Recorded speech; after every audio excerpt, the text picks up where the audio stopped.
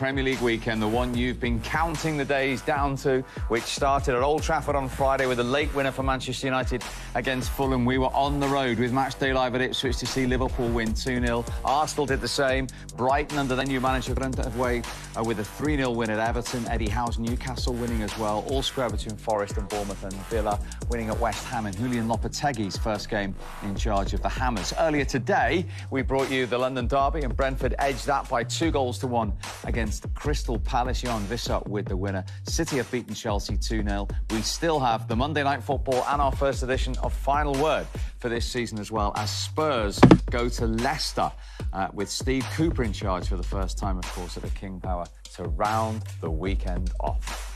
Mateo, well played. I think there was a feeling before today that City might be vulnerable because you had some players missing, because others haven't had long pre-seasons, but mentally and physically, was that a really strong performance Man City have given? Yeah, it was a tough performance, difficult against a good opponent, of course.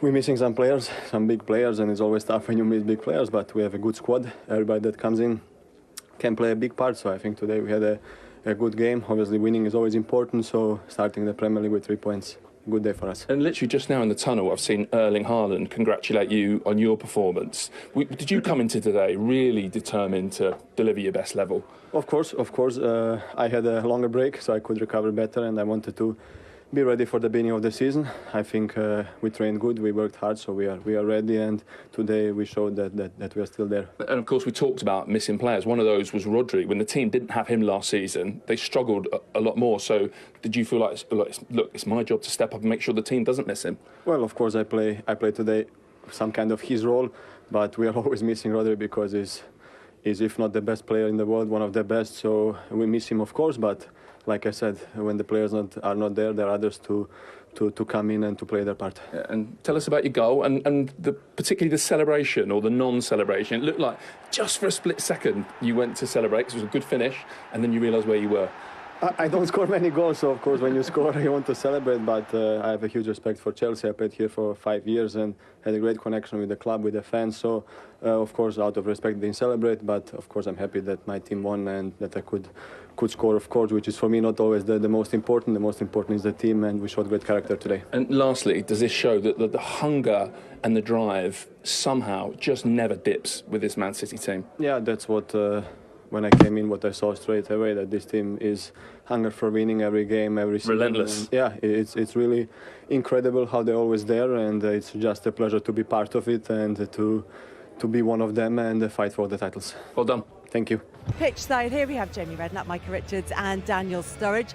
First, just general reflections, Micah, on that game and what we can take away from it at this very early stage of the season. I think the reflections are Man City is still going to be the side to beat. In terms of, you thought, how were they going to start the season? Was it going to be flat? I know previous seasons they've started it with a couple of losses, but today, in terms of control, they knew exactly what they needed to do. They moved the ball really well. Everyone knows their positions.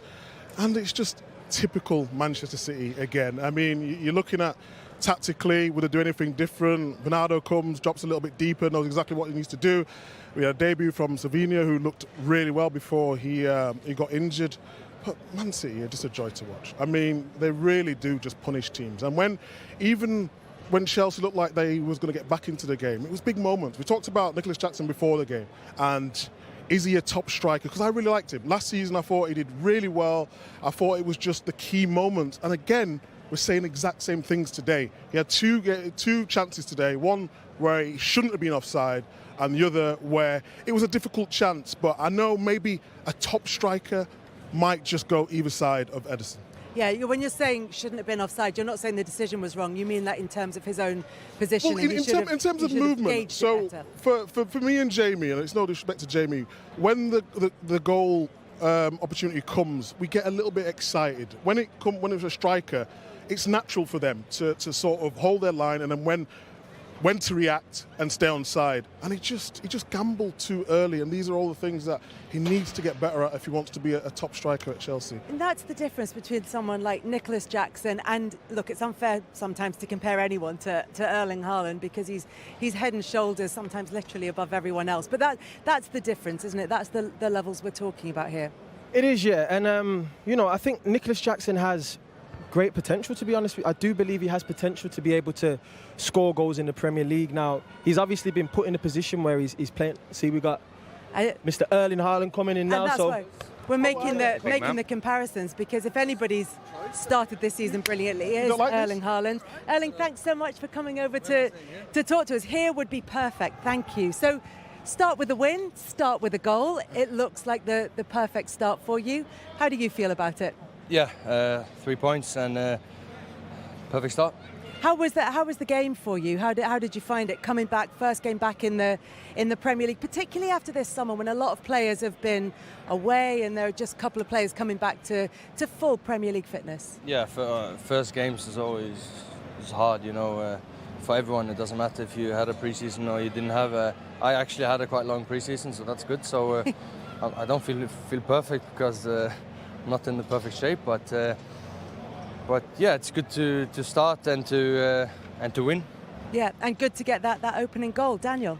yes, talk to me about the goal. You know, the way the pass was played into you, you took it, and you managed to, you know, sneak your way through. I want you to tell me from your perspective how it felt in the moment. Yeah. I don't know if you remember last year, he had a great save on me, Sanchez, because he always stays a lot on the line. So that's why I took a couple extra touches, and then he's rushing out, and then I knew exactly what to do. Cheeky dink. Yeah, it was. I think it was a really good goal. So Erling, is that what's going through your head? You're thinking, I know what he did against me last season. He didn't let me score that time. I'm not going to do that again. This time around, I will score against him. I remember for the last year, it's been irritating me for a long time. So that's why I took a couple extra touches, and then it was a perfect goal. How important as well, you've got that right arm out. Cucurella tries to stop you and you just use your strength just to get some balance, and then obviously the finish as well. Just there, that strong right arm. Yeah, and also with Colwill as well, to get it past him. So yeah, it was a nice goal. I mentioned on when we was in the studio, the first touch was with the right. It was right left combination. And me as a left-footed attacker as well, when those balls are coming in on the right foot, it's like, make sure the first touch is right. Make sure the first touch is right. Is that something you train on in the training pitch? Because you're in the box a lot of the time and your first touch has to put you in the positions. Yeah, and this is also what Pep says to us every day, you know, the best on the easiest things, you know, as touching it with your right and pass with your left. So this is an important thing, and he says this to me a lot. Can I ask you about your position tactically? I know sometimes you're making a lot of runs, and maybe from a defender's point of view, we don't look at it and say you've had a great game, but you continually make them runs and just wait for that right moment. How important is it that you keep doing that? Yeah, I think in the end what I want to do is to help the team and to make the team work and to get the other players in better positions, you know, to get an extra meter for Bernardo Silva, number 10, and if I can stretch the centre-backs 1 meter, I will do it with the run. And it's hard, but that's my job, and that's why I'm doing. I have a question for you in terms of your personal development. What is it that you want to improve on as a player this season? You've done it. You've scored so many goals already, so it's not goals. I'm sure you want to score more, but what else would you want to add to your game? You know, when you see today all the defenders, how good they play to the midfielders, it looks like Pep will not like me for saying this, but they don't need me playing out, you know, so I can just stand there and watch. But no, of course, to get more involved, that's what Pep wants. But in games like this, do I need to be more involved? I don't know. You know, this is bring them back a little bit. $1 million question, you know. But of course, I want to improve as a overall player. You know, with the ball, I want to give more assists back to the players that give me assists. So I want to become overall better footballer, like a player, not in terms of goals or anything, just a player. We know you could do that already, man. It looks like you can do it all already at the moment, Erling. Thank you so much for joining us. Appreciate you coming out. Thank you. Thank you so much. And you mentioned your man, so we might put that to him when we see him. And then, but it's interesting to hear him saying that. And he's joking. He's like, but sometimes it feels like they don't need me because they're creating everything themselves. But how much of a difference do you see in a side that has? I mean, because we started off before he came in making the comparison with Jackson, but having somebody who in that moment does exactly the right thing, who thinks back to last season, it's been annoying him that Sanchez made the save against him, that he changes that the next thing, that's going through his head.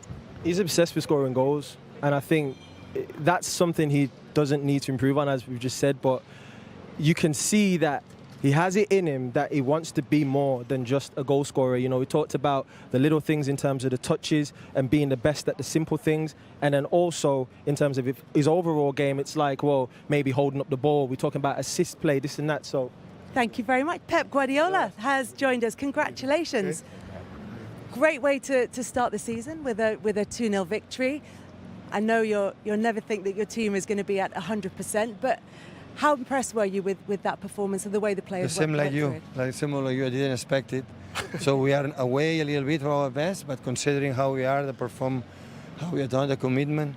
So it's a good news. The 33 points. The bad news, we have 65 games ahead of us. So this is the bad one. Yeah, one down, 64 left to go. But look, in terms of, you mentioned there about the preparations over this summer. You've had so many players away. It feels like it's almost been bit of a false start to this Premier League season. So how difficult is it to get the players out here ready to go on this opening We day? have an advantage. It's a 9th season together, so we know each other quite well. I know that Bernardo can be tired or whatever, but give you something special. I'm really impressed with the performance from Kevin because, it's just 1 week training sessions, and today was like I remember the first Kevin when arrived. He's dynamic, he's dynamic and to play. But everyone, so there is no impossible but what. Of course, there are mistakes that we have to improve and many things, but we talk. So the difference that we be champions, it was our body language, how was our bad moments, how we behave. And in good moments, every football player is really good. It's in the bad moments, that there is during the game, during the season, it's hard to find big teams. And that's play a show. For me, it's an immense privilege. So I cannot be more honored to be a manager of these guys.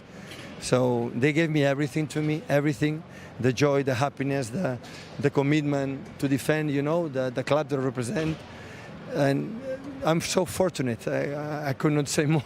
I just want to ask you about the body language. What should we be looking for? What are you looking for from the players in terms of their body language? No, there is a plan, defensive, offensive, for the way they play, but after is how we celebrate the good moments, how we help in the bad moments, how we make the backwards, how, this kind of stuff that nobody talk, at the end define the teams. And that's why we were consistent many years, and starting Stamford Bridge, last season we could not win.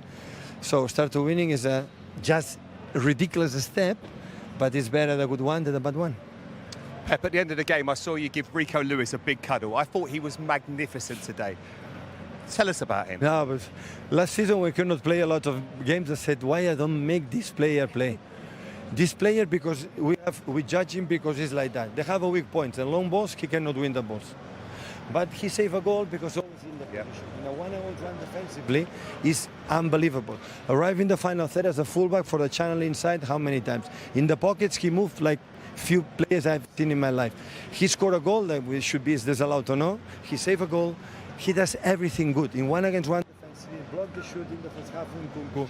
He's always ready. He moves inside, outside perfectly. Honestly, Rico is top player. Yo, Pep, I'm going to swap microphones with you. It doesn't work? There we go. It was not important, fans. He started on the right and then he went to the left, and that's where the goal came from as well. What was your idea with that? I wanted to be honest.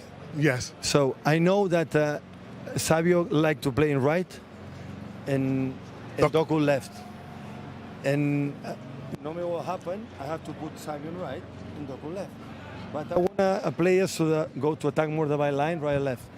Yeah. Like the secret is that they decide. I didn't say anything. In certain point, Doku over there, I said to Juanma, what he's doing? And they change. And after start to play good, and they play good. So that's why I learned that I have to put the players in a position that I'm very So, Pep, what you said, you're still learning, even now. I have Bernardo on right, in right side. It's left foot.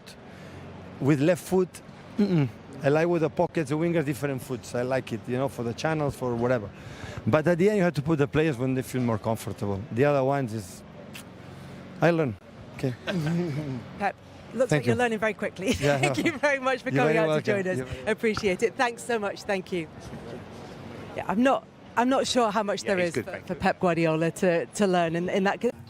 Manchester City starting the season well. They've got a 1-0 advantage over Chelsea at half-time at Stamford Bridge. What have you made of the first half, Daniel? Been exciting. I mean, high intensity for sure. Manchester City look really good, to be fair, going forward specifically. We've had creating chances. Chelsea have shown moments where they're doing things, but, you know, even when you listen to the fans, like they're not used to the team taking their time, building it up, and they've got to get used to that, and also the players have got to get used to it. But been impressed with Man City so far. Yeah, we can't judge too harshly because they are playing the champions, but we saw early on that there well, briefly, there might have been a little bit of joy for them. Yeah, briefly. I just think for Cucurella, his body position is perfect. Doku's playing on the right-hand side, and he just defending really well. Here as well, a lot of players would switch off, but look at his body position. He goes to the ball, as soon as he passes it, he knows exactly where Doku is, and Doku didn't have a sniff in that first 20 minutes. And then... he changed it. Pep Guardiola changed it. He realised it wasn't working, put Doku on the left, Savino onto the right, and they had then a lot of success. Bernardo Silva gets himself in a really good area there. You can see that he's free. Great little touch. And I thought he'd actually lost the ball, Haaland, but he just does so well. He keeps it alive, and then he uses power and then finesse with the touch. You can see he's just onside here, but a really clinical, great finish, Daniel. And it's took 4 touches in the box, left, right, left, right. Right, left, right, left. The way he's done that there, right, chip with the left, it just shows you the ability he's got and the power to be able to do that. It's very hard to even control the ball in the box at pace, but to be able to get it through a tiny gap like that, to have the power to not be muscled off the ball, and then the ability to dink it as well. Right arm up, then he gets the right arm on Cucurella and he can't move him. It's unstoppable. It's unstoppable. You talked before the game about what Nick Jackson has to do in order to kind of get to the levels that maybe Chelsea would have hoped that he would have reached already. Is this an example of just those small margins, Daniel? It's those small margins. It's that IQ as well sometimes, you know. Knowing that, OK, he's going to take a shot, I've got to time my run to be onside for the rebound, if by any chance the goalkeeper spills it. And as an attacker, as a centre-forward, you know, look, these opportunities are rare. Goalkeepers spilling the ball are rare. So when it does happen, you've got to be there, onside, to take those chances, because it is very difficult to get easy chances in the Premier League. Across the line as well, Daniel, isn't he? You've got to time your run. As a centre-forward, young centre-forwards out there who are watching, when you're making those, when someone else is taking a shot, it's important for you to time your run for the rebound so you can be onside to take a chance like that, which in this game, he may not get a chance as good as that. Just got overexcited, didn't he? Yeah. It's the first game of the season. We've all been there, haven't we? Yeah, some of us on the pitch, some of us just in the studio. Coming up... So the reigning Premier League champions in front at half-time in their opener at Chelsea, leading by 1-0. And no surprise whatsoever, Joe, that Erling Haaland is the difference at half-time. No, as we were talking about before, Michael, very few touches, but the touch that matters. A really composed finish. A really busy summer for a lot of players this summer, especially at the top end of the Premier League, but not for Haaland. Look at him, so sharp, so composed. Incredible finish, big moment in the game. How good a finish is this, Michael? It is a good finish. I just noticed Bernardo Silva in the lead up to the goal, just finding where his strike partner is here, and it's just that little faint touch, Steve, that just takes away from Colwill. Colwill actually drops and gets on the line of the ball thinking he's going to clear it, and then that little faint touch puts him out of position. I did think that he was going to touch it on his back foot, on his right foot there, and strike it first time left foot. He could have done it, hit it there, but then he decides to wriggle through. And then once he gets the goalkeeper coming out, about to smother him, he dinks it. Lovely little finish. I think it's a great finish going forward, but defensively, for Fana, we circled him there, hasn't looked over his shoulder. If he actually adjusts himself where he should be, then Colwill doesn't move from Haaland. And it's that split second. Those two youngsters, I said before the game, they have to be in sync together. They weren't then, and against top teams, you get punished. And if just by looking over his shoulder and not going towards the ball, that then stops Colwill getting across, because Colwill's having to go across because he sees Bernardo Silva on his own. And now he's come off Haaland. And it's just them split-second things defensively where you get finished. That's the goal that separates them. City have had a couple of chances where Robert Sanchez has been called into action. One particularly good save from Doku. Yeah, this is a lovely moment, actually. Start the season, trying to get your timing. Chelsea, good possession of the ball. Sanchez starting to progress with his team, quick turnover. Doku, good strike, block. Look, he's one of his things, he's an incredibly athletic goalkeeper. So this is a comfortable save for him, but still he has to save it. But incredibly athletic, as I say. Timing's good, would have felt good. Back up, made another one with his feet a little bit later. Yeah, he looks good. Is that a good feeling when you know you're going to save it? It's a great feeling. Time slows down and then you're able to hang in the air and get your hand on it. Good moment. This is the one Joe's talking about, from one end of the pitch to the other, Michael. Yeah, and I mean, Manchester City could legitimately ask for a free kick here. I don't think there's much. It's a heavy hit, that. It's a heavy hit, and I think if you ask them at this point, you say, well, we'll prefer the free kick, thanks, than shooting on a really tight angle. I don't think he's ever going to score here. I think Pep Guardiola would have wanted the free kick as well, but they never got it. Just a point there, when we were saying about Pep before the game, are they hungry? We're talking, are they motivated? Haaland heads the ball away from the corner in the 6-yard box, and you see him, he's furthest player forward for Man City. He's hungry enough. Good point. Now, we talked about Savinha being the only new boy, 20 years of age, in for his full Premier League debut. What have you made of him so far? Really enjoyed him. You know, from a distance, that 26 on his back, obviously starting off on the left wing. You know, he was getting involved, intricate with his play. But we were discussing during the game, Cucurella looks really sharp. He had Doku really aggressive, so Pep Guardiola made that change. Savinho's come up against him and he's not really had an answer. He glides, doesn't he? He's so quick, but he doesn't look like he's really pumping those legs. Very Mahrez-esque with that 20, like I say, with that 26 on his back. It's like Mahrez has got a twin brother. It is. It's a beautiful way of playing. So personally, I can't comprehend how that football's played with the position that I am and the way that I'm built. But it's really easy on the eye, and he looks to have settled beautifully. Upper body. He's got not only down on his feet, he's got upper body movement as well. Got that little body swerve about him, and it looks like Mahrez. It looks like you're looking at a Mahrez here, and I think that's why Pep has had the confidence not only to bring him into the squad, but he's playing him away at Stamford Bridge in a big game. Yeah, that switch across from left to right really was important, wasn't it? Because, as you say, Cucurella was doing well against Tottenham. I think he started him on purpose like that, knowing he was going to swap him. Yeah, probably did. Because we all thought... Did you really? Yeah, because we thought that it was going to be the other way around. Yeah. Put the caption up. Everyone thought that he was going to start out there. And I think Pep's gone, have a little 5 minutes. We've all done it before. And have a little 5... Let him get used to one thing. Now we swap him. And it suits Doku coming inside on his right, hence the goal. He passes, and he looks a different player than he did on the left-hand side. I think Pep started on purpose to go, let's swap you. Fine.